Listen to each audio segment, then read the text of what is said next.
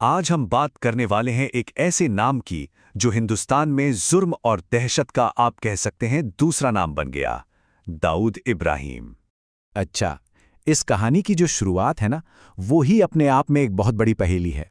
जरा सोचिए, एक तरफ है हेड कांस्टेबल इब्राहिम कास्कर, एक ऐसा पुलिस वाला जो अपनी ईमानदारी के लिए जाना जाता था, और फिर दूसरी ही तरफ है उसी का बेटा दाऊद, जो आगे चलकर मुल्क का सबसे बड़ा मुजरिम और मोस्ट वांटेड इंसान बना। तो चलिए चलते हैं 1970 के दशक के बॉम्बे में। यहां की गलियों में जहां एक तरफ एक ईमानदार पुलिस वाला अपनी ड्यूटी कर रहा था, वहीं उसका अपना बेटा दाऊद अंडरवर्ल्ड की चकाचौंध, उसके पैसे और उसकी ताकत की तरफ खिंचता चला जा रहा था। देखिए, पढ़ाई लिखाई में तो दाऊद का मन कभी लगा ही नहीं। उसकी नजरें तो हमेशा हाजी मस्तान जैसे गैंगस्टरों पे रहती थीं। तो स्कूल छोड़ दिया और शुरुआत की डोंगरी की गलियों से। छोटी मोटी चोरियां, हफ्ता वसूली, और फिर धीरे धीरे वो करीम लाला के बहुत पावरफुल पठान गैंग का हिस्सा बन गया। उसको काम मिला तस्करी का माल, जिसे स्मगलिंग का माल कहते हैं, उसे दुश्मनों और पुलिस दोनों से बचाकर ठिकाने तक पहुंचाने का। लेकिन कहानी में असली मोड़ तो अभी बाकी था।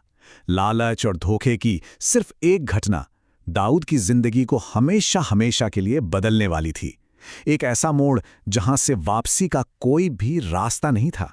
हुआ ये कि पठान गैंग ने एक कस्टम ऑफिसर को किडनैप किया और 2 लाख की फिरौती मांगी। अब ये पैसा वसूलने का काम मिला दाऊद को। लेकिन जैसे ही नोटों की गड्डियां उसके हाथ में आईं, उसकी नीयत फिसल गई। उसने फिरौती का एक बड़ा हिस्सा चुपके से अपनी जेब में डाल लिया। लेकिन ये बात छिप नहीं सकी। जब पठान भाइयों को इस धोखे का पता चला, तो दाऊद को सबके सामने बीच बाजार में बहुत बुरी तरह पीटा गया, उसे जलील किया गया। और बस उसी रात उस जिल्लत ने एक ऐसी कसम को जन्म दिया कि अब वो किसी के लिए काम नहीं करेगा। अब उसका अपना गैंग होगा, अपना साम्राज्य होगा। और जानते हैं, उसी एक कसम से जुर्म की दुनिया की सबसे खतरनाक सल्तनत पैदा हुई, डी कंपनी। एक ऐसा सिंडिकेट जिसे उसने अपने भाइयों साबिर, इकबाल, अनीस और नूरा के साथ मिलकर खड़ा किया। उस एक कसम ने बॉम्बे की सड़कों को जैसे जंग का मैदान ही बना दिया। अब डी कंपनी और पठान गैंग के बीच शहर पर राज करने के लिए एक खूनी लड़ाई शुरू हो चुकी थी। ये दुश्मनी अब सिर्फ गैंग वॉर नहीं थी, ये बदले की आग थी। 1981 में पठानों ने दाऊद के भाई साबिर को मार डाला। इसके ठीक 2 साल बाद दाऊद ने बदला लिया और पठान बॉस अमीरजादा को भरी अदालत में जज के सामने ही मरवा दिया। लेकिन खून का ये खेल रुका नहीं।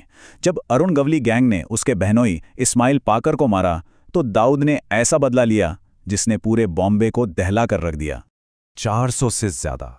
सोचिए जरा, दाऊद के शूटर AK-47 लेकर सीधा JJ हॉस्पिटल में घुस गए और अपने एक दुश्मन को खत्म करने के लिए उन्होंने अस्पताल के अंदर 400 से ज्यादा गोलियां चलाईं। इस हमले में 2 पुलिस वाले भी मारे गए थे। इस एक हत्याकांड ने बॉम्बे के अंडरवर्ल्ड का चेहरा हमेशा के लिए बदल दिया। अब तक दाऊद ये अच्छी तरह समझ चुका था कि सिर्फ सड़कों पर लड़ाई करने से काम नहीं चलेगा। तो उसने अपने गैंग को गली के गुंडों के गिरोह से बदलकर एक प्रोफेशनल कॉर्पोरेट स्टाइल की क्रिमिनल ऑर्गेनाइजेशन बना दिया। एक ऐसी कंपनी जिसका वो खुद CEO था। अब उसका धंधा सिर्फ तस्करी या हफ्ता वसूली तक नहीं रहा। डी कंपनी अब बिल्डरों, बिजनेसमैन और यहां तक कि बॉलीवुड को भी फाइनेंस करने लगी। इस काले धन को सफेद करने के लिए उसने रियल एस्टेट में पैसा लगाया। अपहरण और सुपारी लेकर हत्याएं तो जैसे आम बात हो गई थी। उसकी दौलत और ताकत दोनों ही बेहिसाब बढ़ रही थी। और सबसे ज्यादा हैरान करने वाली बात जानते हैं क्या थी? ये सब कुछ वो जमानत पर बाहर रहकर कर रहा था। मतलब एक मर्डर केस में जमानत मिलने के बाद उसने खुलेआम कई और कत्ल किए। 1984 में जब उसकी जमानत की अर्जी आई, तो सरकारी वकील ने कोर्ट में चिल्लाकर कहा था कि ये आदमी एक खूंखार अपराधी है, इसे जमानत मत दीजिए। लेकिन फिर भी वो कानून का फायदा उठाकर आजाद हो गया। लेकिन दाऊद को पता था कि कानून का शिकंजा अब कसने वाला है। तो साल 1985 में, इससे पहले कि सुप्रीम कोर्ट का अरेस्ट वारंट उस तक पहुंचता, वो हिंदुस्तान छोड़कर हमेशा के लिए दुबई भाग गया। और दुबई पहुंचकर उसकी कहानी का सबसे खौफनाक, सबसे काला अध्याय शुरू होता है। एक ऐसा चैप्टर जहां जुर्म की दुनिया ने पहली बार अंतर्राष्ट्रीय आतंकवाद से हाथ मिलाया। लेकिन सवाल ये उठता है कि एक स्मगलर और गैंगस्टर आखिर एक आतंकवादी कैसे बन गया? इस सवाल का जवाब 1992 में बाबरी मस्जिद विध्वंस के बाद देश में जो तनाव का माहौल था, उसमें छिपा है। और इसी माहौल ने दाऊद को अपनी जिंदगी का सबसे खतरनाक सौदा करने का एक मौका दे दिया। पाकिस्तान की खुफिया एजेंसी आईएसआई को दाऊद के रूप में एक परफेक्ट टूल मिल गया। आईएसआई ने उसे एक सीधी साधी डील दी। हम तुम्हारे काले कारोबार को पूरी दुनिया में प्रोटेक्शन देंगे और तुम्हें भारत से हमेशा के लिए महफूज रखेंगे, एक सेफ जगह देंगे। बदले में आईएसआई को सिर्फ एक चीज चाहिए थी, दाऊद का स्मगलिंग नेटवर्क, जिसके जरिए वो हिंदुस्तान में हथियार, आरडीएक्स और मौत का सामान आसानी से भेज सके। और इस नापाक सौदे का नतीजा था 12 मार्च 1993 का वो काला दिन। सिर्फ 2 घंटे के अंदर एक के बाद एक 12 धमाकों ने बॉम्बे को एक जलते हुए शहर में बदल दिया। Bombay stock exchange, Air India building, हर तरफ बस आग, धुआं और लाशें थी। इन धमाकों में 250 से ज्यादा बेगुनाह लोग मारे गए। वो दाऊद जो कर तक सिर्फ एक गैंगस्टर था, अब आधिकारिक तौर पर हिंदुस्तान का नंबर 1 आतंकवादी बन चुका था। और आज सालों बाद एक भगोड़ा होने के बावजूद दाऊद एक ऐसा ग्लोबल क्रिमिनल एम्पायर चला रहा है जिसका साइज और जिसकी पहुंच किसी के भी होश उड़ा सकती है। उसकी डी कंपनी अब सिर्फ एक गैंग नहीं बल्कि एक मल्टीनेशनल टेरर कॉरपोरेशन बन चुकी है। ड्रग्स और हथियारों की तस्करी से लेकर पूरी दुनिया में रियल एस्टेट और जाली नोटों के कारोबार तक उसका नेटवर्क आज कई देशों में फैला हुआ है।